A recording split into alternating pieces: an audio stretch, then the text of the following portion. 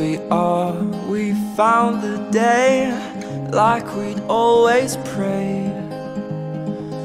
What I see the future bring to you and me one day.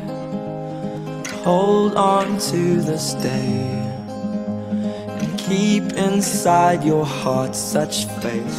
We'll walk along the path.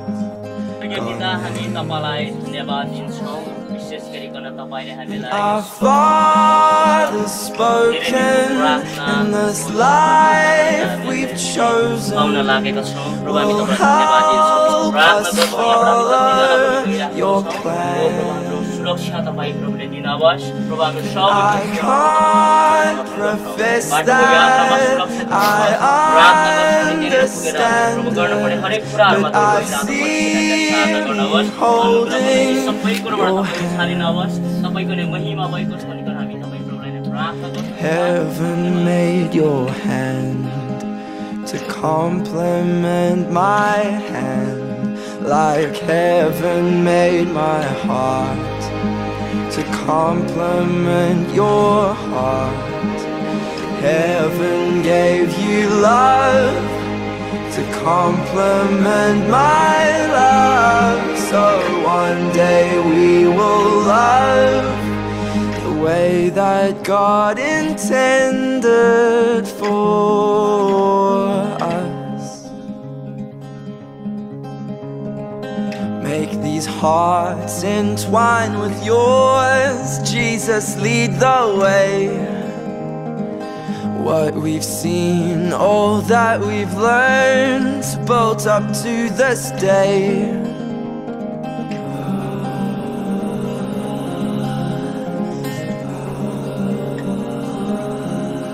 And our Father spoken, in this life we've chosen will help us follow your plan.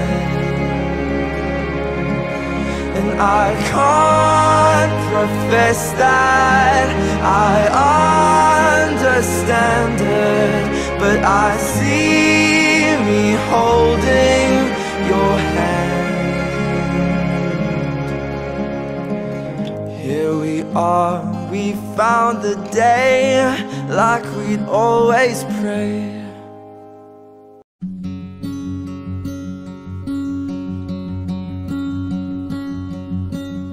Diamond ring and 12 red roses, everything she ever wanted. All those dreams and now they're finally here. She's so young and he's so perfect. They waited for love and it was worth it. She wants to feel like this for 100 years. All this life's still yet to live, and they can hardly wait. They can laugh, they can cry. अपनी दुल्हन बना लूंगा। मैं तुझे नेकी, हरेपन, प्रेम और करुणा के साथ अपनी दुल्हन बना लूंगा। मैं तुझे अपनी सच्ची दुल्हन बनाऊंगा, तब तू सचमुच यहोवा को जान लेगी। Praise Lord. यहाँ पर हिंदी और एक दो न्यू ट्रांसलेशन का भी हम लोगों ने पढ़ा, मगर जब हम इसका उर्दू ट्रांसलेशन को अगर जब हम लोग पढ़ेंगे, क्योंकि हिंदी ट्रांसलेशन बहुत मिस्टेक है ट्रांसलेशन में, इसलिए जब इसका उर्दू ट्रांसलेशन पढ़ेंगे तो उर्दू ट्रांसलेशन से बहुत क्लियर होगा आप सबको। खुदा का कलाम ये कहता है, और तुझे अपनी अब्दी नामजद करूंगा।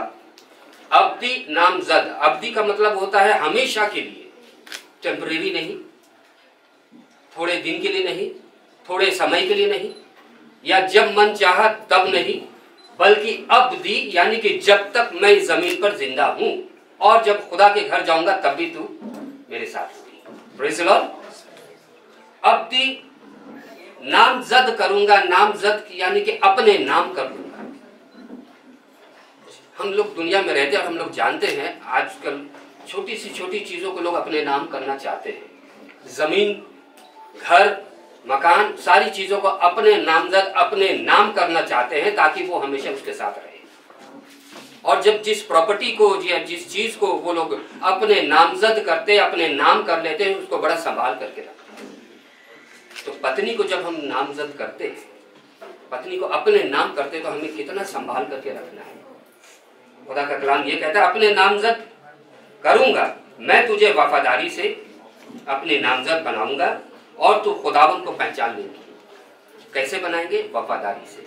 आज खुदा का कलाम दूल्हा दुल्हन से, आज जो खुदा के सामने बैठे हैं, खुदा हम सब के बीच में हैं, उनके सामने आप दोनों को खुदा का कलाम ये कहता है, उसे बड़े ध्यान से सुने कि खुदा का कलाम क्या कहता है। शादी बहुत सारे लोग करते हैं, बहुत तरह की शादियां होती हैं, कोर्ट में होती हैं, मंदिर में होती हैं, मस्जिद में होती हैं, और राह चलते भी शादियां हो जाती हैं, ऑनलाइन शादियां हो जाती हैं, बहुत तरह की शादियां होती हैं, मगर शादी वही कामयाब होती है जो खुदा के हुजूरी में होती है। Praise the Lord. जो परमेश्वर जिस शादी में मौजूद होते हैं वही शादी आगे चलती है।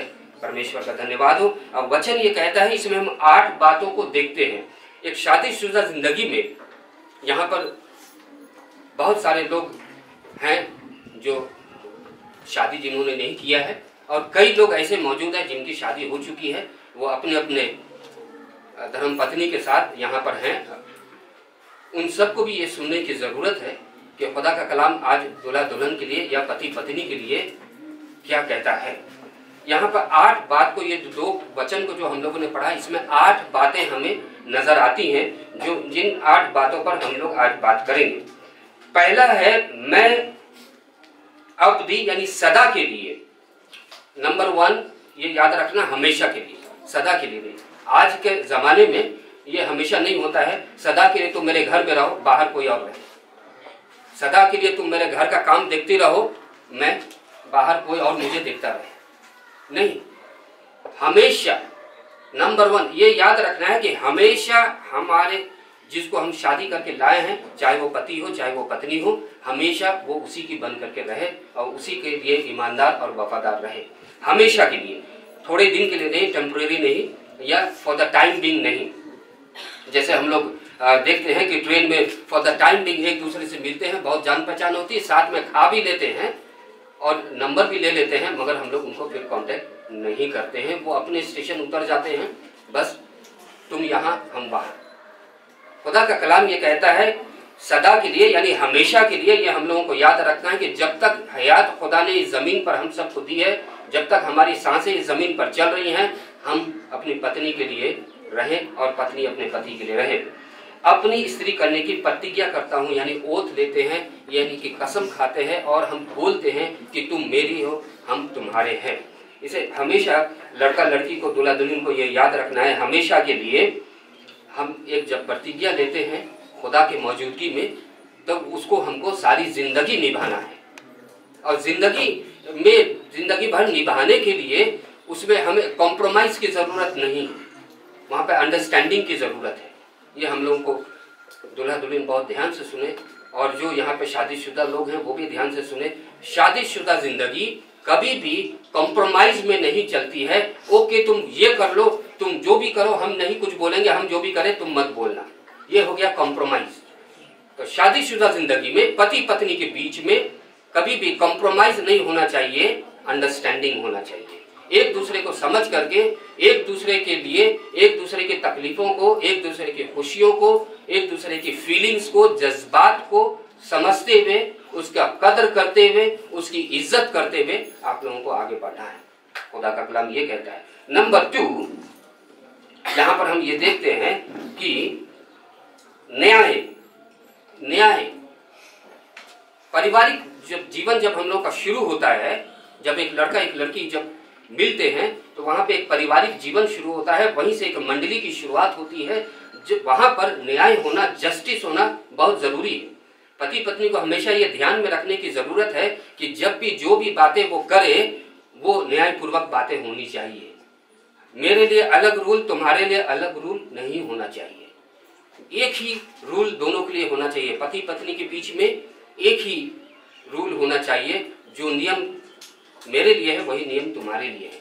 बहुत से घरों में पति जो है पत्नी के ऊपर दबाव डालते हैं, पत्नी के ऊपर ये करते हैं कि तुम पत्नी हो, तुमको पति के अधिकार में रहना है, तो तुमको जैसा मैं बोलता हूं वैसा तुम करो। ये गलत है। क्योंकि पति पत्नी को बराबर का अधिकार बाइबल देती है और बराबर का अधिकार बाइबल कहती है। और बहुत सारे लोग इस बात को लेते हैं कि बाइबल कहती है कि पत्नी पति की अधीनता में रहती है, तो अधीनता में रहे यानी कि उसके नीचे रहे। ये गलत ट्रांसलेशन है। अधीनता नहीं है, समानता है। उर्दू में अगर देखिएगा तो वहां पर समानता के बारे में बताया गया है, अधीनता वहां पर नहीं बोला गया है, वहां समानता में यानी बराबरी में। तो पति और पत्नी जो होते हैं वो दोनों बराबरी में चलते हैं। जब तक दोनों बराबरी में नहीं चलेंगे जीवन की गाड़ी नहीं चलेगी और वहां पर हम परमेश्वर की महिमा नहीं कर सकते हैं। नंबर 2, न्याय। कोई भी बातें हो, कोई भी चीजें हो, वहां पर जस्टिस होना चाहिए। वहां पर दोनों को मिल करके एक न्यायपूर्वक जीवन बिताना है। नंबर 3 हम लोग यहाँ पर ये देखते हैं कि परमेश्वर का वचन ये कहता है कि धार्मिकता से, धार्मिकता, शादीशुदा जिंदगी में धार्मिकता का होना बहुत जरूरी है। बाइबल, हिंदी बाइबल में धर्म दिया है, जबकि उर्दू में सदाकत दिया है। सदाकत का मतलब होता है धार्मिकता, इंग्लिश में बोले तो राइटियसनेस। धार्मिकता का होना जरूरी है। जब तक एक शादीशुदा जिंदगी में धार्मिकता नहीं रहेगी, पवित्रता नहीं रहेगी, तब तक हम परमेश्वर की महिमा नहीं कर सकते और शादीशुदा जिंदगी जो है ब्लेसेड लाइफ नहीं होगी। आज दुनिया में हम लोग देखते हैं बहुत सारे लोग जो हैं उनका जीवन बर्बाद है। वो मसीही है, चर्च जाते हैं, मगर वो धार्मिकता में अपना जीवन नहीं बिता रहे। पति पत्नी जो है वो धार्मिकता में जीवन नहीं जी रहे। तुम कुछ और करो, हम कुछ और करें, तुम कुछ और मानो, हम कुछ और माने, ये धार्मिकता का जीवन नहीं है। राइटियस का जीवन क्या है कि परमेश्वर चाहते हैं कि एक पति और एक पत्नी हमेशा परमेश्वर के कलाम के मुताबिक, परमेश्वर के वचन के मुताबिक अपने जीवन को जिए और वचन के मुताबिक वो आगे बढ़े। जब तक एक मसीही जोड़ा धार्मिकता में जीवन नहीं जिएगा, परमेश्वर की आशीष, परमेश्वर का फजल करम, उनकी हिफाजत, उनकी चंगाई कभी भी जीवन में नहीं होगी। चंगाई से हम लोग देखते हैं, चंगाई 3 प्रकार की बाइबल के अनुसार अगर हम देखेंगे तो 3 प्रकार की चंगाई है। उसमें एक और हम जोड़ सकते हैं, 4 प्रकार की चंगाई को हम लोग देखेंगे। Spiritual healing, mental healing, physical healing and worldly healing. सांसारिकता में भी जब हम धार्मिकता में जीवन नहीं जिएंगे तो हमको जो आशीष मिलनी चाहिए वो आशीष नहीं मिलेगी। आप चाहे जितना भी मेहनत कर ले, आपको आशीष नहीं मिलेगी अगर आप धार्मिकता में जीवन नहीं जीते तो। स्पिरिचुअल हीलिंग बहुत जरूरी है। जैसे स्पिरिचुअल सिकनेस हो जाता है, बहुत सारे मसीह लोग आज स्पिरिचुअल सिकनेस में जिंदगी गुजार रहे हैं, उनको खुद मालूम नहीं है कि वो स्पिरिचुअल सिक। इसीलिए जब उनका ट्रीटमेंट नहीं होता है तो spiritual sickness turns into mental sickness. इससे तो कुछ नहीं होगा, पास्टर को बोलने से तो कुछ नहीं होगा, हम खुद करेंगे, प्रार्थना करने से कुछ नहीं होगा, हम डॉक्टर के पास जाएंगे, हम ओझा के पास जाएंगे, हम ये करेंगे, हम वो करेंगे। This is mental sickness. और जब वो मेंटल सिकनेस का treatment to the according to Bible नहीं होता है, तब वो एक बिलीवर वो फिजिकल सिकनेस में आ जाता है, उसको बीमारी हो जाती है, शारीरिक बीमारी, और साथ ही साथ संसारिक बीमारी यानी पैसों पर से आशीष खत्म हो जाती है, आपके बच्चों से आशीष खत्म हो जाएगी, पति पत्नी पर जो आशीष थी, जो सुरक्षा थी, वो खत्म हो जाएगी, पत्नी बहकाई जाएगी, पति बहकाया जाएगा। जैसे हम लोग उत्पत्ति की किताब में हम लोग देखते हैं, और वो परिवार नाश होता है, परमेश्वर की महिमा से रहित हो जाता है, महिमा से अलग हट जाता है वो परिवार। इसीलिए वचन ही कहता है धार्मिकता में एक पति पत्नी को हमेशा धार्मिकता में जीवन जीने की जरूरत है। जब वो धार्मिकता में जीवन जिएंगे तब जाकर के परमेश्वर का फजल करम और उनका अनुग्रह बना रहेगा, जैसे बाइबल कहती है। और चौथी बात यहाँ पर हम लोग ये देखते हैं कि करुणा भी है, करुणा और दया। करुणा और दया, उसको उर्दू में हम लोग देखते हैं, करुणा और दया को हम लोग क्लियरली, करुणा को हम लोग इंग्लिश में बोलेंगे ग्रेस। ग्रेस परमेश्वर का, परमेश्वर कहते हैं माई grace is sufficient for the, तुम्हारे लिए मेरा अनुग्रह काफी है। अब ये अनुग्रह जो है अब बहुत सारे मसीह लोग ये सोचते हैं कि एक बार हम बचा लिए गए, बपटिज्म ले लिए तो हम पर अनुग्रह है, मगर ये गलत है उनका सोचना। अकॉर्डिंग टू मी और अकॉर्डिंग टू बाइबल ये गलत है। हम बैप्टिज्म लेने के बाद जब तक धार्मिकता में जीवन नहीं जिएंगे परमेश्वर का अनुग्रह नहीं होगा। धार्मिकता में जीवन जीने वालों पर ही परमेश्वर का अनुग्रह होगा, चाहे वो एक बार बैप्टिज्म ले, चाहे वो 10 जगह जाके बैप्टिज्म ले।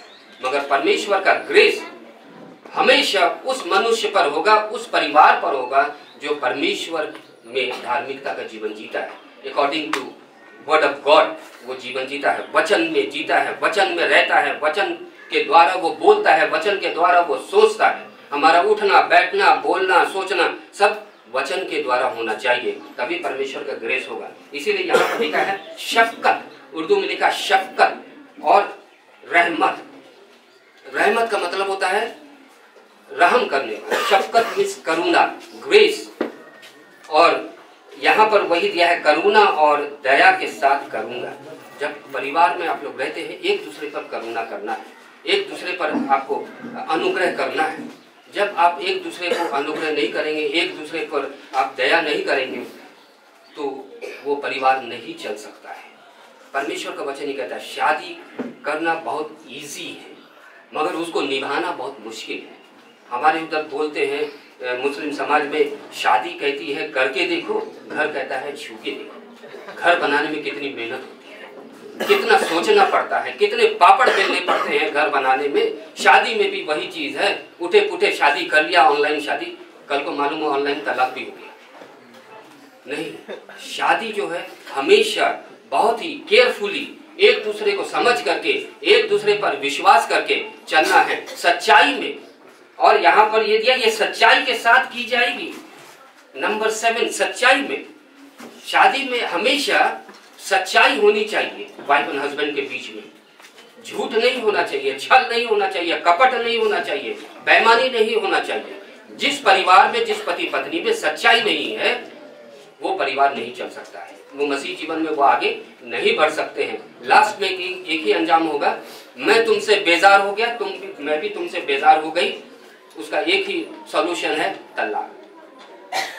वो लोग डाइवोर्स ले लेते हैं। नहीं, सच्चाई का होना बहुत जरूरी है। एक मसीही जीवन में भी मसीह ऐसे बिलीवर्स को कभी भी पसंद नहीं करते जो झूठ में चलते हैं, जिनके जीवन में झूठ होता है, जिनके जीवन में सच्चाई नहीं होती, वो मसीही जीवन में आगे नहीं बढ़ सकते। इसीलिए बाइबल कहती है कि स्वर्ग राज में झूठों का प्रवेश नहीं है। इसलिए हम लोगों को बहुत ध्यान रखना है, बहुत केयरफुल रहना है। शादीशुदा जिंदगी में एक दूसरे के साथ सच्चाई में रहे, एक दूसरे से कभी झूठ ना बोले। यहाँ पर भाई अनुष बैठे हैं और मनिका है, इस चीज को बहुत ध्यान में रखना है बेटा। सच्चाई रहनी चाहिए जिंदगी में, कोई भी बात हो सच बोले, कोई चीज छुपाए नहीं, कोई चीज उसको ऐसा सीक्रेट नहीं रखे कि हाँ आप अपने माँ को बता रहे हैं, अपने बहन को बता रहे हैं, मगर आप अपने हस्बैंड से छुपा रहे हैं। नहीं, हस्बैंड के साथ क्लियर होना है, ट्रांसपेरेंसी एकदम क्लियर होना है। हस्बैंड को भी वैसे ही वाइफ के साथ ट्रांसपेरेंसी की लाइफ जीनी है। जहां पर ट्रांसपेरेंसी रहेगी, क्लियरिटी रहेगी, वहां पर एकदम सब चीज आप साफ देख सकते हैं। आईने में जब हम लोग देखते हैं तो आईने में सिर्फ हम अपने आप को देखते हैं और अपने आप को जैसा संवारना चाहते हैं वैसा हम संवार सकते हैं आईने में देख करके। मगर हम कैसे दिख रहे हैं ये आईना तो आपको बताता है, मगर जब आईने से आप मर्क्यूरी को हटा दीजिए तब आप आईने के उस पार भी आप देख सकते हैं उस पार क्या है। सिर्फ आप अपने आप को भी नहीं बल्कि उस पार भी आप देख सकते हैं वो क्या चीज है उसका। ऐसे ही क्लियरिटी, ऐसी ट्रांसपेरेंसी शादीशुदा जिंदगी में वाइफ एंड हस्बैंड के बीच में हमेशा ट्रांसपेरेंसी होने की जरूरत है, सच्चाई की जरूरत है। और जब तक एक मसीही लाइफ में एक पति पत्नी के बीच में सच्चाई नहीं होगी, ट्रांसपेरेंसी नहीं होगी, आपका जीवन आगे नहीं बढ़ सकता है। बढ़ेगा मगर आप अपने जीवन को खींचते हुए बोझ से दबे हुए लोग के जैसे हो जाएंगे। मसीह ने कहा बोझ से दबे हुए लोग मेरे पास आओ, मैं तुम्हें विश्राम दूंगा। तो ये बोझ आप लेकर के कब बोझ बन जाती है जिंदगी, जब आपकी जिंदगी में सच्चाई नहीं होती है, तब वो जिंदगी एक बोझ बन करके रह जाती है। इसलिए ये बोझ नहीं बनाना है, सच्चाई रखना है जिंदगी में, ताकि आपकी जिंदगी खुशहाल हो, जैसा मसीह ने कहा, मैं तुम्हें शांति देने के लिए आया हूँ, आनंद देने के लिए आया हूँ, जो दुनिया तुम्हें नहीं दे सकती है।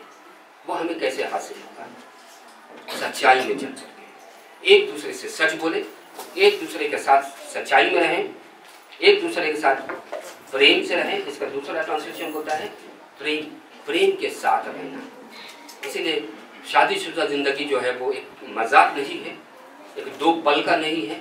ओके ठीक है, अभी हमने किया, गुड्डा गुड़िया को खिलाया, उसके बाद फिर हम अलग करके अलग अलग बॉक्स में पैक करके रख दिया। नो, ये बहुत ही सीरियसली आपको अपने जीवन में लेने की ज़रूरत है। जब मसीह आपके जीवन में आएंगे, जैसे हम लोग देखते हैं कि काना शहर में जब यीशु मसीह वहाँ पर गए अपनी माँ के कहने पर, तो वहाँ वो शादी कराने नहीं गए थे, वो माँ के कहने पर गए थे। तो वहाँ पर बाइबल कहती कि वो वहाँ पर सब अरेंजमेंट्स कर रहे थे। शादी में अभी जैसे पास्टर साहब बोल रहे थे समय के बारे में, ये बहुत ज़रूरी है, हम लोगों को समय का पाबंद होना चाहिए। मगर जब शादी होती है तो वहाँ पर कई चीज़ें ऐसी होती जो अरेंजमेंट्स करने की ज़रूरत होती है, and it will take time, और वो समय देता है।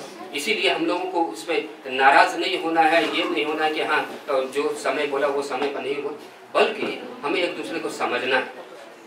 जब हम समझेंगे तब जाकर के वो खुशहाल जिंदगी होगी और आनंद के जिंदगी होगी। यीशु मसीह ने वहाँ पर जब उनकी माँ आकर के बोलती है कि दाखरस खत्म हो गया है, तो यीशु मसीह परेशान नहीं हुए, वो कुड़कुड़ाई नहीं, अरे ये ऐसा कैसे हो सकता है, इतना बड़ा शादी कर रहा है, दाखरस का इंतजाम नहीं किया, सही तरीके से इंतजाम नहीं किया, प्रॉपर, बहुत खराब अरेंजमेंट है, कौन था इसका अरेंजमेंट करने वाला?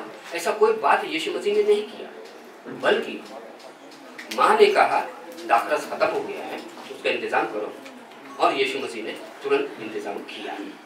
इंतजाम करना, आज हम सब यहाँ पर हैं, हो सकता है अरेंजमेंट्स करने में बहुत सारी चीज़ें छूट सकती हैं, बहुत सारी ऊंच नीच हो सकता है, हमें नाराज़ नहीं होना है, हम लोग मसीह हैं, हमें एक दूसरे की परेशानियों को समझना है। वैसे ही शादीशुदा जिंदगी में भी एक दूसरे की परेशानी को समझना है। हाँ, आज खाना क्यों नहीं बना, किस लिए नहीं बना, हम तो ऑफिस में थे, खाना तुमको घर में बना के टाइम पर रखना चाहिए था, क्यों नहीं बना? आप उस चीज़ को जानने की कोशिश करें, और वाइफ भी इस चीज़ को जानने की कोशिश करके ऑफिस में क्या क्या प्रॉब्लम्स हो सकते हैं, क्या क्या चीज़ का फेस करना पड़ता है ऑफिस में, अंडरस्टैंडिंग में चलने की ज़रूरत है।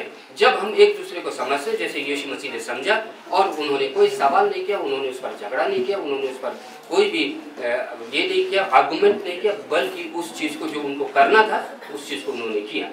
पति को अपना पाठ करना है, पत्नी को अपना पाठ करना है। जब अपना अपना पाठ को करेंगे, अपने अपने कामों को वो करेंगे, तो वो लोग खुशहाल होंगे। एक दूसरे का काम में आप मदद करें, हाथ बटाएं, जैसे यीशु मसीह ने किया, हाथ बटाया और उन्होंने वहाँ पर सब अरेंजमेंट्स किया। वैसे ही पति पत्नी के साथ हाथ बटाए, पत्नी पति के साथ हाथ बटाए, अरेंजमेंट्स करें, तब जिंदगी बहुत खुशहाल होगी। परमेश्वर का वचन ये कहता है, और लास्ट में क्या कहता है कि ये सच्चाई के साथ की जाएगी और तू यहोवा को जान लेगी, परमेश्वर को तू जान लेगी, परमेश्वर को तू जान लेगा। कैसे हम परमेश्वर को जान लेंगे? क्या एक दूसरे की बुराई निकालते हुए हम परमेश्वर को जानेंगे? एक दूसरे के कमियां को निकालते हुए हम परमेश्वर को जान लेंगे? एक दूसरे पर दोष लगाते हुए हम परमेश्वर को जान लेंगे? लड़ाई करते हुए हम परमेश्वर को जान लेंगे? आर्गुमेंट करते हुए हम परमेश्वर को जान लेंगे? हमारे बीच में डिस्टेंस हो जाए तब हम परमेश्वर को जान लेंगे? आप भी नहीं जान सकते और आपका पड़ोसी भी नहीं जान पाएगा परमेश्वर। वो बोलेगा ये बहुत ही खराब मसीह है, ये बहुत ही खराब मसीह है, इसके घर में लड़ाई झगड़ा होता रहता है, इसके घर में हमेशा हल्ला हुल्ला होते रहता है, इसके घर में हमेशा आर्गुमेंट होता रहता है। ये एक दूसरे को सपोर्ट नहीं करते। हम परमेश्वर को कौन जान लेगा? जब तक मियाँ बीवी परमेश्वर के सच्चाई को नहीं जान ले, उनकी महानता को नहीं जान ले, उनके प्रेम को नहीं जान ले, तब तक हमारा पड़ोसी भी परमेश्वर के प्रेम को, उनके महानता को नहीं जान सकता। Praise Lord. ये हम लोग को बहुत ध्यान रखना। हम जहाँ पर रहते हैं, हमारे जीवन के द्वारा दूसरे भी परमेश्वर को जान ले। जैसे हम एक दूसरे को परमेश्वर के प्रेम को जान लेंगे और उनकी मोहब्बत को जान लेंगे, तब हम कभी भी एक दूसरे पर लाछन नहीं लगाएंगे, एक दूसरे पर दोष नहीं लगाएंगे, बल्कि एक दूसरे से प्रेम करेंगे। इसलिए यहोवा को जान लेना, परमेश्वर को जान लेना कोई मामूली बात नहीं है, कोई आसान बात नहीं है। आप परमेश्वर को कैसे हम जान सकते हैं? जब हम प्रेम में, मोहब्बत में और एकता में एक दूसरे को समझते हुए जब हम आगे बढ़ेंगे, तब हम परमेश्वर को हम भी जान सकते हैं और हमारा पड़ोसी भी हमारे साथ रहने वाला वो भी परमेश्वर को जान सकता है, हमारा कुलीग भी परमेश्वर को जान सकता है, जहाँ हम काम करते हैं वहाँ के लोग परमेश्वर को जान सकते हैं। आपके द्वारा, आपके लाइफ पार्टनर के द्वारा, आपके शादीशुदा जिंदगी के द्वारा, आपकी गवाहियों के द्वारा वो भी परमेश्वर को जान सकते हैं। इसलिए परमेश्वर का वचन ही कहता है हम इन 8 बातों पर बहुत ध्यान रखें। शादीशुदा जिंदगी में आप दोनों को यह ध्यान रखना है कि हम परमेश्वर को कैसे जान सकते हैं और परमेश्वर की महिमा हम अपने जीवन से, अपने परिवार से हम कैसे कर सकते हैं। इस बात का आप लोगों को हमेशा ध्यान रखने की ज़रूरत है। जब आप पत्नी अपने ससुराल जाती है वहाँ पर ये जानने की ज़रूरत है मेरे जीवन के द्वारा मेरे ससुराल में कैसे कितने लोग परमेश्वर को जान लें, उनकी सच्चाई को जान लें। बेशक वो क्रिश्चियन होंगे मगर परमेश्वर को जानना कोई धार्मिकता नहीं है, ये धर्म नहीं है, बल्कि ये सच्चाई है। परमेश्वर को जानना आपके प्रेम से, आपके स्वभाव से, पत्नी के बोलचाल से परमेश्वर के प्रेम को ससुराल वाले जान सकते हैं और हस्बैंड के प्रेम से, उनके स्वभाव से, उनके सोच से बेटी दुल्हन के परिवार वाले भी परमेश्वर को जान सकते हैं कि हाँ ये कैसा मसीही है और ये किस परमेश्वर की आराधना करता है, किस मंडली से है, किस चर्च से है, कौन से पास्टर से है। ये आपके जीवन के द्वारा, आपके भाषा के द्वारा लोग जान सकते हैं। नहीं तो आप बहुत सारे लोग इस बातों का ध्यान नहीं रखते। उनकी मंडली, उनके माँ बाप बोलते कैसा माँ बाप है जो कुछ सिखाया नहीं, कैसा पास्टर था कुछ बताया नहीं। आप बुरे नहीं बनते बल्कि साथ साथ में पूरे माँ बाप और हमारी कलीसिया मंडली सब बुरी बन जाती है। इसलिए इस बात का दोनों को बहुत ध्यान रखना है। मसीह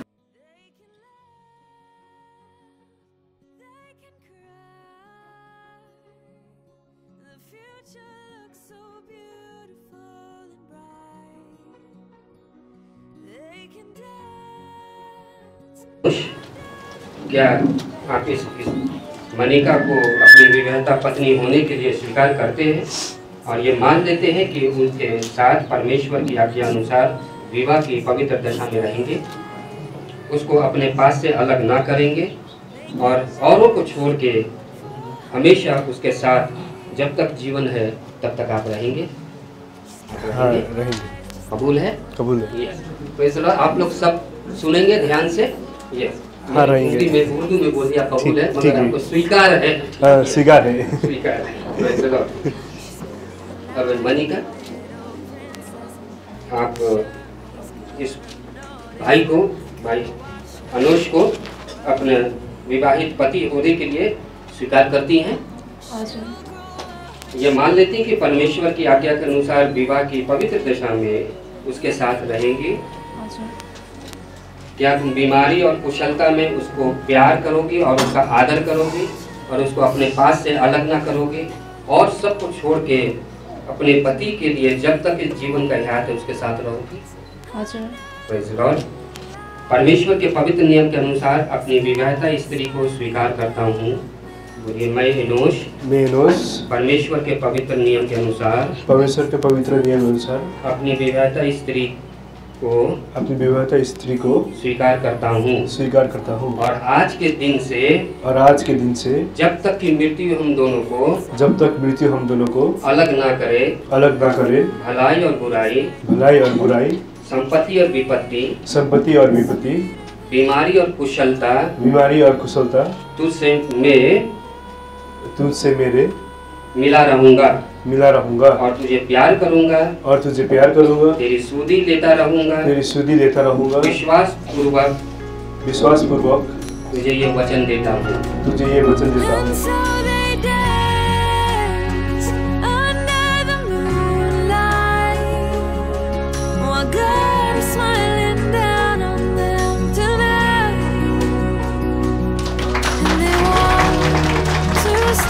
मंडली के सामने, स्थानीय पास्टर और सारे लीडर्स के सामने मैं मनिका को और मनोज को पति पत्नी घोषित करता हूँ।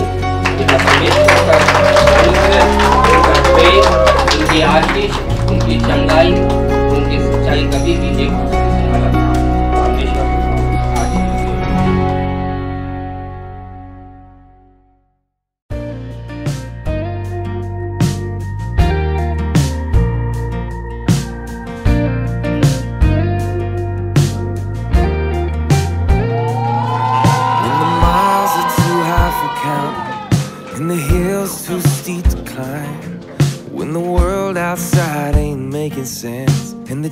love's too lost to find, when that line's too blurred for seeing, and my wrong's too wrong to right, when I'm hanging by that final thread and my strong's too weak to fight, I hear a song, sweet song, singing to my soul. I see a lighthouse in a hurricane, and it's leading me back home. And when I think about the only things in life that pull me through, I hit my knees and thank the Lord for Jesus and you. Oh yes, I do.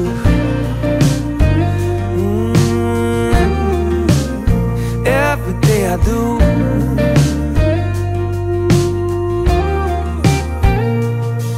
One is saving me a heaven when I leave this world behind, and one gives me just a little taste when she holds me late at night. They both give grace and it's amazing. They both have healing in their hands, and it ain't easy, but they're both making me a better man. And I hear a song, sweet song, singing to my soul. I see a lighthouse in a hurricane, and it's leading me back home.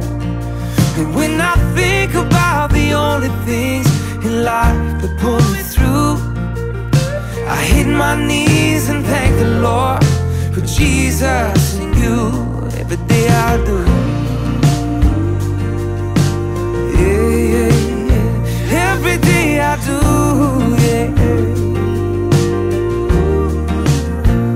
Why you got a ring around your finger, why he's got scars on his hands, why you both promised me forever, God, I'll never understand. When I think about the only things in life that pull me through, I hit my knees and thank the Lord for Jesus and you. I hit my knees and thank the Lord for Jesus, Jesus and you. Well, every day I do, yeah.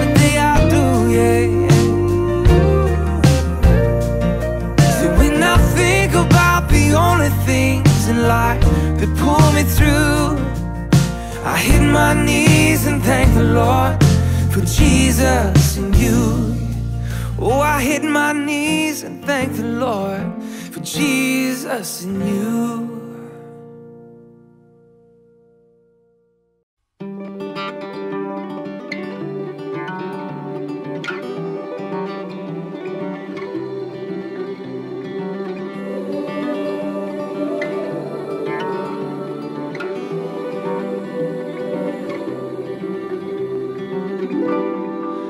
Is marching forward, but my mind is racing back to when I met you, and our world was white and black.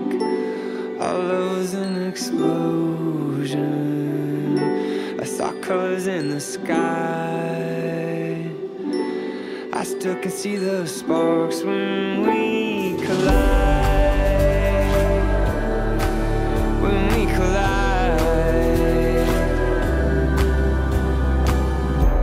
This world is full of fool's gold, sparks that catch the eye. Yours are the only pair of lips that I want pressed up next to mine. I've seen a lot of pretty faces, but I got one on my mind.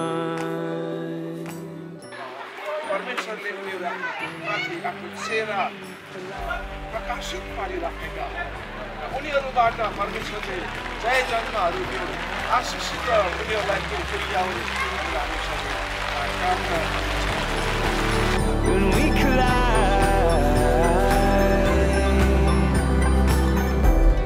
we got our disagreements, our separate points of view, but the line that runs between us could be the thread that pulls us through. know we'll find an answer. All differences aside, I'm waiting for the day when